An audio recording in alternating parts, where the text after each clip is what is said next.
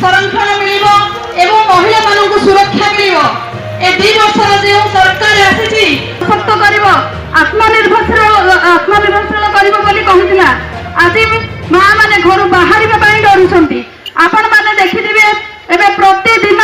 एभली घटना घटुची जहाँद्वारा कि एवं सारा ओडिशा रे महिला माने निजर सुरक्षा राजरास्ता को ओह्लैंट। बारंबार समस्त पाखक दौड़े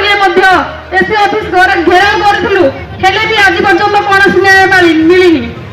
एवं आमर 33% जो संरक्षण कथा कहूचे लोकसभा 33% आमको 2019 और 24 मसीह टिकेट देते किंतु स्नेहांजलि महांती महोदय को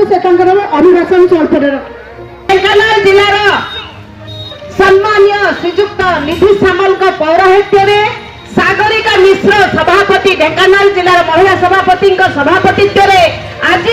महिला अधिकार आमर समग्र ओडिशार प्रति कोण अनुकोण को नेबा पई जो प्रयास चली सेथिरे आमर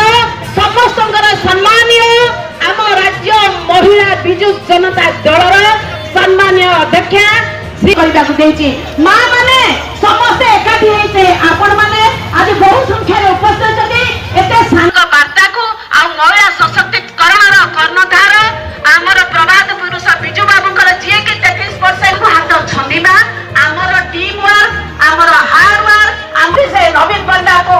आमर मुख्यमंत्री गादी देखिया भाई आमे वर्तमान मु निवेदन करी वरिष्ठ नेत्री श्रीमती सुमित्रा जेना महोदय को से स्वल्प अभिभाषण रखी।